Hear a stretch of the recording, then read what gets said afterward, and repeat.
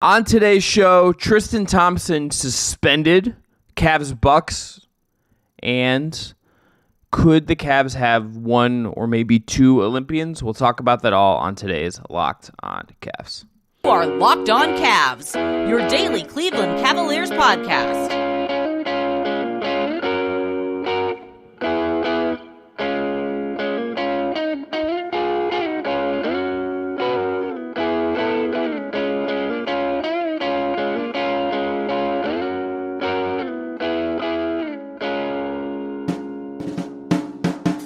Today's episode is brought to you by FanDuel. Make every moment more. Right now, new customers get $150 in bonus bets guaranteed when you place a $5 bet. Visit FanDuel.com/LockedOn today to get started. I'm Chris Manning. That is Evan Dammarell. Thanks again to Jake Stevens, as always, for his work on production. Big show today. 3 distinct segments. We're going to start with Tristan Thompson, who has now been suspended. The league announced on Tuesday 25 games for violating the league's anti-drug policy.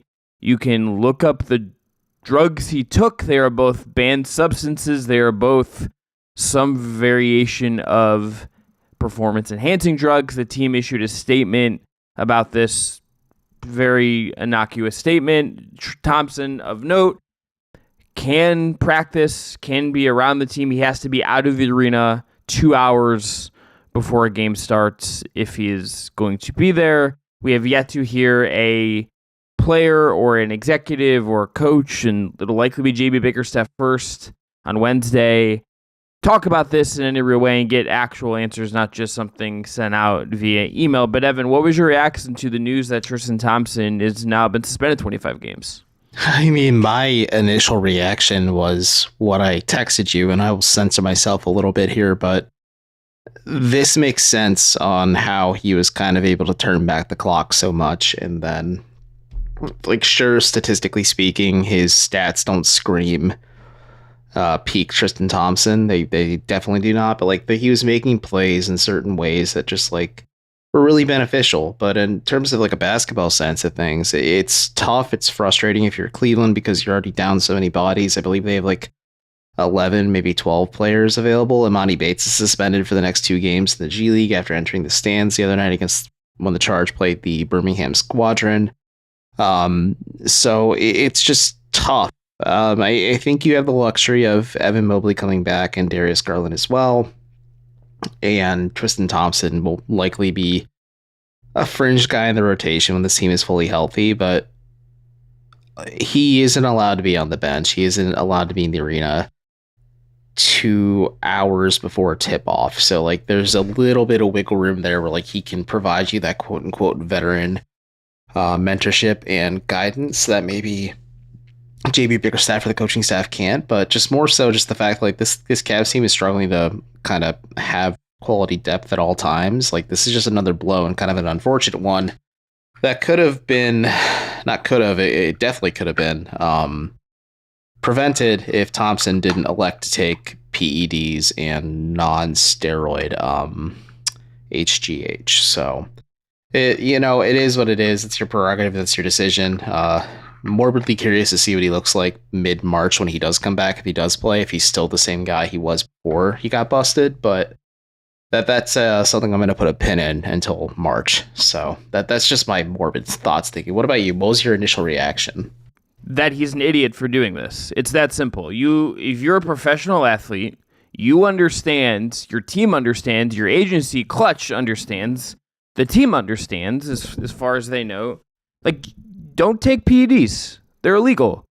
You will get caught. You will be drug tested. We will get into the basketball part of it, but this is leagues. This is stupid. Professional leagues routinely drug test their athletes, and I'm honestly, I want to know all about it. Like, how long was he doing this? Like, has this been like a recent thing? Has this been an all season long thing? And like, it took him this long to get caught, but. Yeah, like you said, like the bill comes due. The NBA will find out, or the professional league you're affiliated with will find out one way or another. But this is stupid, and it's an unnecessary distraction right now, especially with like how well this team is playing. And it's just like I don't know. It's just it's. I think, like you said, stupid is right, but I think disappointing is the other way to look at it too. Just it's also selfish. Be the adult. Yeah, it's selfish. Be the adult in the room, as will expect you to be. Tristan Thompson was brought into this team in a lot of ways to be a leader, to be a tone setter. JB Bickerstaff just recently talked about how he impacts winning, how he impacts. I'm sorry, it's a really bad look for Tristan. It's a bad look for the Cavs when the guy that you're relying on is your cultural touchstone in a lot of ways, that you just gave 13 back to, that is a Special Olympics ambassador, gets busted for performance-enhancing drugs. That is stupid. It is selfish on Tristan Thompson's part. It is dumb. There are things. Look, NBA players, if they want to smoke weed, I think they should be able to smoke weed. If they want to, they're going to go out and party. Tristan, a lot of guys do that. Tristan is no stranger to that. You're right. The thing that is very clear that you should just not do is take performance-enhancing drugs. And when you do it, it is like when you are late for things. It is like when your partner, let your partner down. It is obviously on a different scale, but it is one of these little things that lets down the people around you. It lets down your team. It lets down your locker room. Yes, he can still be there, but he can't be there on game nights. I would bet you a lot of guys feel a certain way about the fact that he got suspended. I think the organization probably feels a certain way how he gets suspended, if they handled it very delicately. This is dumb, and this is selfish on Thompson's part. The basketball side of it, I think, is pretty straightforward. You have Damian Jones. I don't think backup center is a real big issue as far as needing to go out and get someone right now. I don't think Damian Jones has been good. I don't think he's particularly good. There's a reason Thompson was ahead of him. But you have other needs if you're going to fill stuff. And if there's ever been a time to just try Isaiah Mobley on his two-way deal and see if he can give you anything at NBA level, maybe now is the time just to throw him out there, throw him into the deep end, and actually see what you got if you think there's anything worth developing there. Yeah, I agree. Unfortunately, he is unavailable against Milwaukee for Wednesday's game. I know Mobley has been seen wearing a back brace sometimes on the bench for the Cavs when he is in street clothes, so maybe there's something going on there with the charge, but it's neither here nor there. Like you said, what Thompson did was incredibly selfish, and I am curious, one, how he looks like, especially now that he has to keep his nose clean going forward, and two, how is the dichotomy within the locker room? JB Bickerstaff isn't going to drag him publicly, but privately, how do the Cavs handle this to make sure the locker room isn't lost, or this is, like you said, the guy you brought in to kind of be your cultural cornerstone failed you in such a spectacular way. How do you respond to this and not let it weigh down a lot of the good that has happened lately? Thompson also, in the minutes that he's played, has been a really effective offensive rebounder. He will be 90 years old and able to get a lot of offensive rebounds. That is just a thing he seemingly will be able to do forever. The Cavs, over this recent run, have been an amazing rebounding team. Thompson, he's not playing a ton of minutes, obviously. He wasn't before he got suspended, but he was contributing to that in the minutes he did play. So there is something you're going to have to figure out with him, and whether it's, Mobley comes back, can he morph into something resembling that and level up in that specific way? Do you play Damian Jones? Do you just play smaller and ask more of Jarrett Allen? I think there are concerns there as far as that all that goes. I have a feeling on that, but we do need to break for ads and everything, but real quick before we head out. If you have it, don't tease a feeling. We need to talk about Damian Jones. Is he good enough for the Cavs? No. Go small. He's not good enough. If he was good enough, he'd be playing. He'd be playing basketball if he was good enough. But as Big Business said on X, Tristan Thompson taking steroids to correct him, 4-4 in one stat line is insane. But it really does crystallize how he was able to. Well, one, two things. Crystallized how he was able to outplay Damian Jones, and two, Damian Jones lost to a 30-plus-year-old Tristan Thompson on performance-enhancing drugs for Cleveland's rotation. I think that says a lot about where Jones is as a player, and the Cavs are definitely going to be thinner and going smaller until they get Mobley and Garland back. Thompson's suspension starts Cavs-Bucks on Wednesday. The first game he would be eligible to be back for would be a March 16th game against the Houston Rockets. JB Bickerstaff, I'm sure, will talk about this ahead of the game. He'll be asked about it. We'll update that as it goes. All right, after this, let's look ahead to Cavs Bucks, which was already going to be really interesting as the start of a 2-game series in Milwaukee, and then the Bucks fired their head coach. So we'll look ahead to that game, what's coming up for Cleveland there after this. Today's episode is brought to you by a new friend of the Lockdown, and that's Hungry Root. Trying to eat a little healthier in 2024, Hungry Root is here to rescue you from short-lived resolutions by making meal planning easy and nutritious. Build healthy habits that won't disappear by February with Hungry Root. Hungry Root is the easiest way to get fresh and high-quality food delivered to your door. They've got healthy groceries and simple recipes all in one place. Take a fun, short quiz, and Hungry Root will get to know you, your goals, and how to do what you like. Evan is showing you right now. They'll ask what flavors you like, which kitchen appliances you use, and more, and then they'll keep your needs and preferences top of mind and start building your chart with delicious recipes and our grocery needs for a week. Take their suggestions or choose anything you want. They've got fresh produce, high-quality meats and seafood, pantry staples, healthy snacks, sweets, and much more. Hungry Root goes beyond your weekly grocery haul too, with thousands of easy recipes that actually put your groceries to good use before they get forgotten in the back of your fridge. The best part is Hungry Root follows a simple standard. It's gotta taste good, be quick to make, and contain whole, trusted ingredients. Right now, Hungry Root is offering Locked On NBA Channel Wednesday listeners 40% off your first delivery and free veggies for life. Just go to hungryroot.com/lockedon to get 40% off your first delivery and get your free veggies. That's hungryroot.com/lockedon. Don't forget to use our link so they know that we sent you. Today's episode is also brought to you by eBay Motors. Passion, drive, and patience. What brings home the winning trophy is also what keeps your ride or die alive. eBay Motors has everything you need to maintain your vehicle and level it up with peak performance. From superchargers, roof racks, exhaust kits, LED headlights, and more. Whether you're into speed, power, or style, eBay Motors has got you covered. With over 122 million parts for your number one ride or die, you always find exactly what you're looking for. And with eBay Guaranteed Fit, your part is guaranteed to fit your ride every time or your money back. And with eBay Motors, you're burning rubber, not cash. With all the parts you need at the prices you want, it's easy to turn your car into the MVP and bring home that win. Keep your ride or die alive at ebaymotors.com. Eligible items only. Exclusions apply. eBay Guarantee Fit only available to U.S. customers.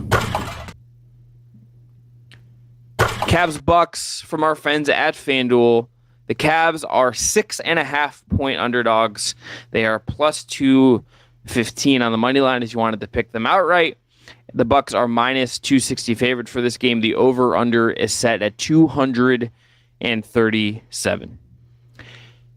Evan, got to tell you, this game was already really interesting, and then the Cavs are getting the new coach bump coming back at them. I think the 8-game winning streak here very much at risk, not just because of the team, but I think just the energy in this game is going to be a very particular kind of energy.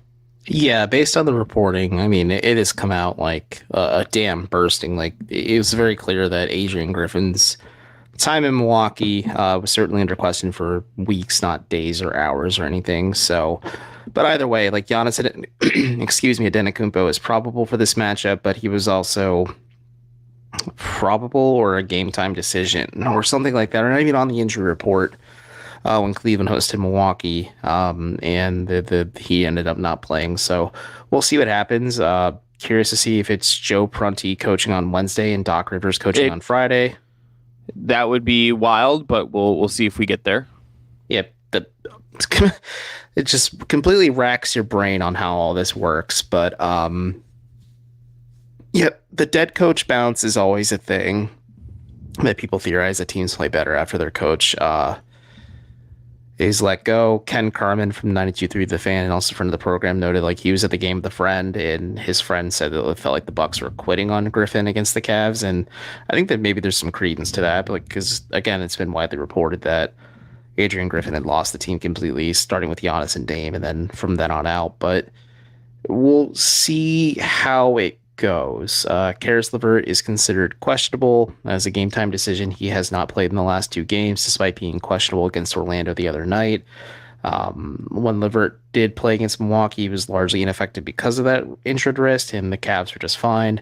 I'm just curious to see how translatable Cleveland entering a very hostile environment in Milwaukee, a very loud stadium, handles the pressure, maybe the expectations, and just like the emotional swings the Bucks are dealing with, and can they play their typical style of basketball, like assert their dominance early and just not let the outside noise kind of seize the narrative or the momentum, and they just take care of business and then shift their focus for Friday, you know? To me, the most interesting part of it is just going to be the defensive part of it. I want Giannis to play because I want to watch a compelling basketball game. Yes, I'm sure if you're a diehard fan, and there was something fun just watching it, covering this team that was really fun about the fact that the Cavs just wrecked the Bucks and killed them the last time out. There was something interesting about that. At the same time, I want to see how this Cavs team that has has been playing really good defense as of late, at least statistically, and all of that, and has some challenges, I think, in how they exactly match up with Milwaukee when they're going to play two bigs, because they just have like the one big right now. Tristan actually, funnily enough, would have probably played some real minutes in this game, and I guess this might be hey, let's give Damian Jones some run now, I guess. Oh, Cavaliers. But how the Cavs defend Giannis and handle all of that, to me, I want to see how this group handles something like that. That is obviously a very high-end, unique problem to solve, but that to me is number one on the list of the actual basketball things I want to see in this game.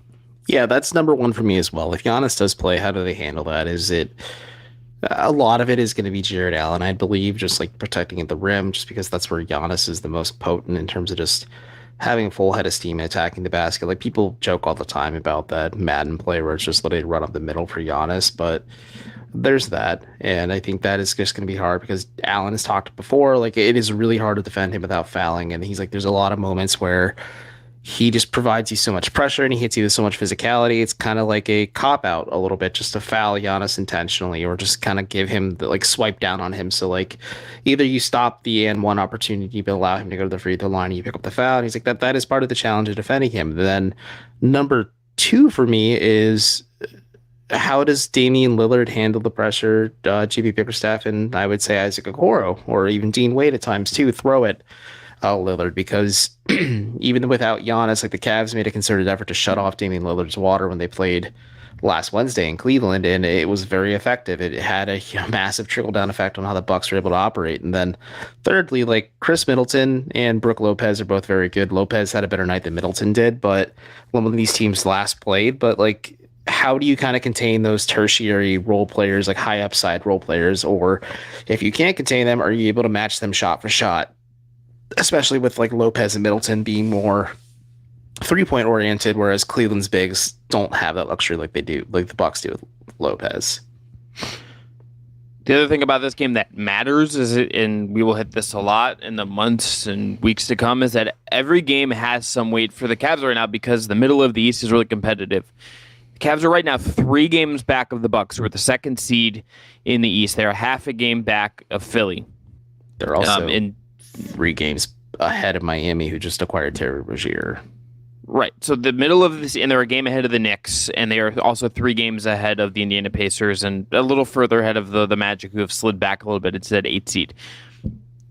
Maybe as low as 2 or 3 in the East, but probably somewhere between 3 and 7 is going to be really competitive in the East. And if you want to maximize your seeding, if you want to have home court in the first round, even if for first home court in the first round means you get Boston in round 2 and you're massive underdogs in that series anyway, you want that as opposed to having to be in the play-in tournament or be the 6th seed and go somewhere in round 1.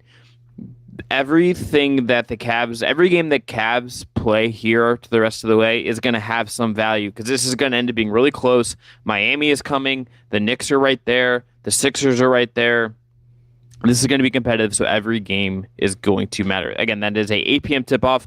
I'm traveling for work, so Evan will be doing a recap show up on Thursday with friend of the program, Ty Windish.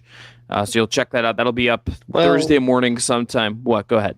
We are still in the works for the recap episode. Actually, Ty and I will record first thing Thursday morning because he's such an early riser, and we'll have that up for Friday's show, where we talk about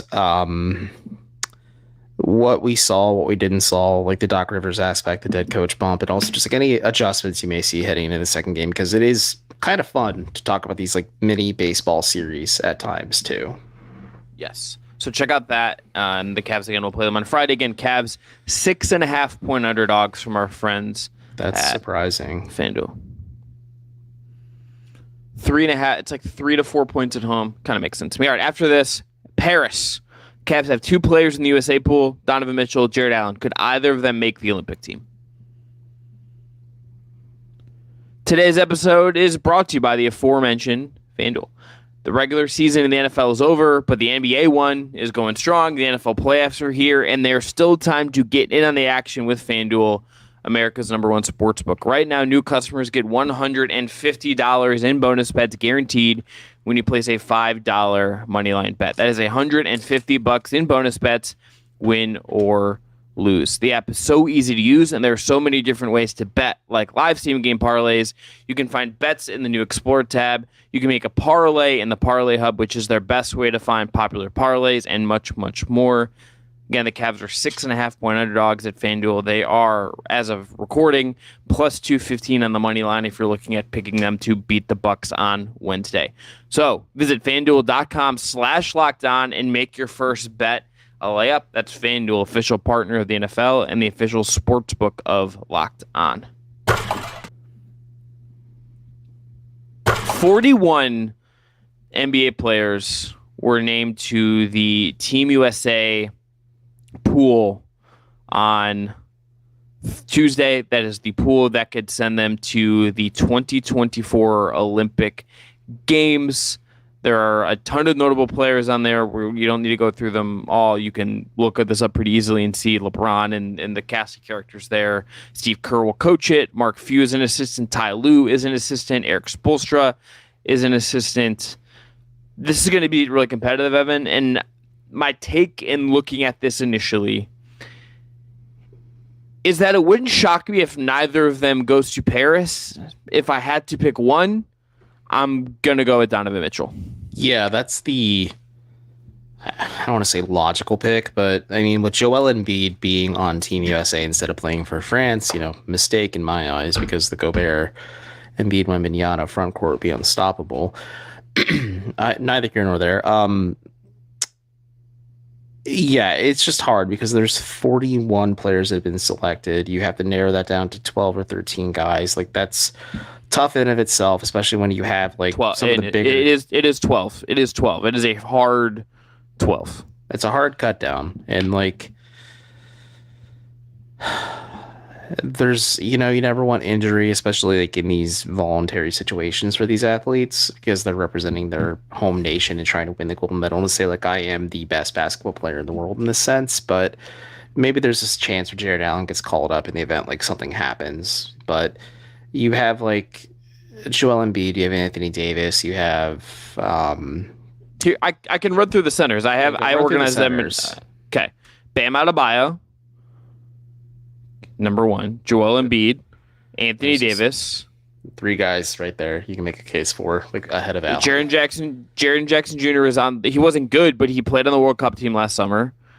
Walker Kessler is on this list.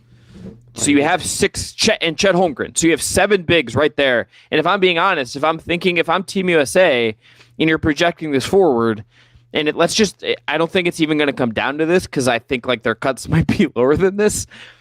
But if it was like Chet versus Jarrett's better right now. He's more developed right now. But if you're thinking about the long-term health of USA basketball, you send Chet and get his feet wet. I feel like Chet's also been doing Team USA stuff like his entire life, I'm sure too. But he has. Bobby Portis is also on this list, so I missed him. That's 8. There's 8 bigs right there, including Jarrett. But as you had noted, though, like a lot of big names there. I think that's the difference between the Olympics and the World Cup too, just in terms of the talent pool available, and also just like the Rio Olympics were like the last instance I thought where a lot of athletes sat out just because Rio like just wasn't the best host city. Like Team USA's basketball team ended up staying on a yacht, and there's an infamous moment with Kyrie Irving and a bunch of girls, but neither here nor there.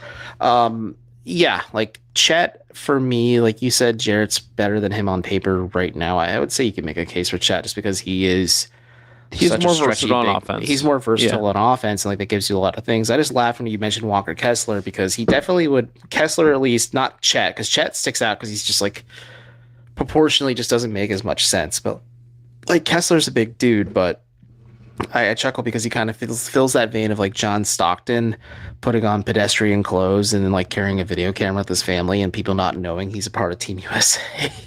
Like Walker Kessler could fill that mold, but yeah, Jarrett, like maybe whatever. Like if he does, that's awesome. Good for him. Like I think that's testament to how well he's played or just performed compared to the rest of the field. But I think it's just an honor of itself to be invited out to Vegas before you head over to Paris.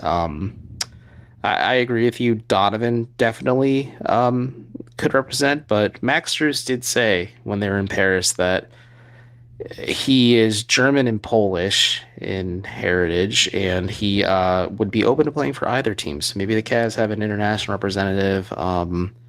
Maybe some other players tap into things like just different routes, like because like Joel Embiid was just such like a hotly contested player. Like he could have played for Cameroon, France, or Team USA. He chose Team USA. But I'm saying like, that's a very unique circumstance, though.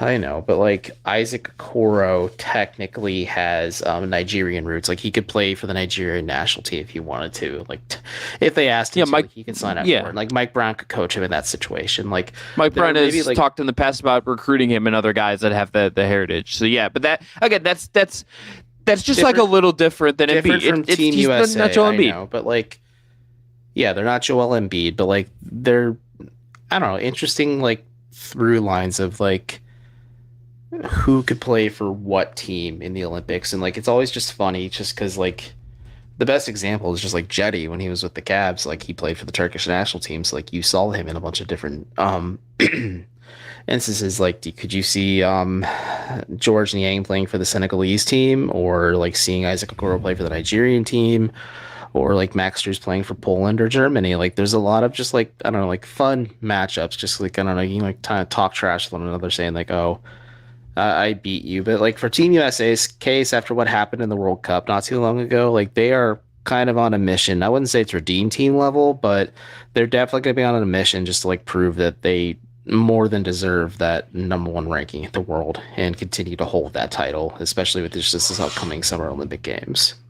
Allen has one previous medal with Team USA. He won a gold at the 2016 FIBA Under-18 World Championships. So it's not as decorated, I think, or as vital as the Chet part of it. And then you have Donovan Mitchell, who has played with Team USA before, was on, I believe, the disappointing team that went to China in that World Cup. And has not had quite the same level, I think, of success other guys of his ilk have had. And he also faces, to wrap this up and bring it back a little bit, is also in a position where there's a lot of guards. It's Devin Booker and Mikal Bridges and Jalen Brunson and Jaylen Brown and Stephen Curry and Anthony Edwards and De'Aaron Fox and Tyrese Halliburton and James Harden and Drew Holiday, and like Kyrie's on this list, and you could go on and on and on. Under 30% of the 41 players that are in this pool are actually going to make the Olympic team. Let's repeat that. Under 30% of them are going to make this, and it's very possible the Cavs hard. Don't have any. It's not just like Donovan Mitchell and Jarrett Allen getting cut. Like we're talking about Chet. Like Chet could not make the cut. Like you mentioned Jaylen Brown or Tyrese Halliburton or Kyrie Irving or Steph Curry. Like I think Steph probably has, a bit of a shoe in to maybe make that spot. I think Steph Curry is gonna, and LeBron are like probably gonna be there, and Joel Embiid's probably gonna be there, and Anthony Davis. Like I can claim 4 spots for this Team USA team already. But like there are gonna be some really good players who just don't make the cut for Team USA, and I think that's the nature of the beast when Team USA decided to stop playing college players and started asking pro players to come play. A lot of it had to do with Cold War tensions, I think, as well. But it is fascinating to see just like the at least the talent gap between like the World Cup 2 years ago versus what Team USA is playing with now. Like they brought a howitzer to a knife fight for this one, where they brought like a plastic spork to the last knife fight in the World Cup at times, just in terms of the talent pool. Because like I was stunned when they lost to France, and I was just like, actually rooting for France. But God, Team USA is going to steamroll them. But like, no, they looked flawed, and I think American nationalism and pride certainly is a part in this. And also, it's like it is bragging rights, because once every 4 years you battle with the best of the best, and you can say like firmly, I am one of the best basketball players in the world. I have a gold medallion around my neck to prove it. We're going to end there. That's going to be Locked On Cavs for January 24th. I'm Chris Manning. That is Evan Dammarell. Evan will be back with you tomorrow. I will be back sometime in the near future after some work travel. We'll talk to y'all then. Thanks again to Jake Stevens. As always, check out our sponsors, Hungry Root, FanDuel, and eBay Motors. We'll talk to y'all later, or at least Evan.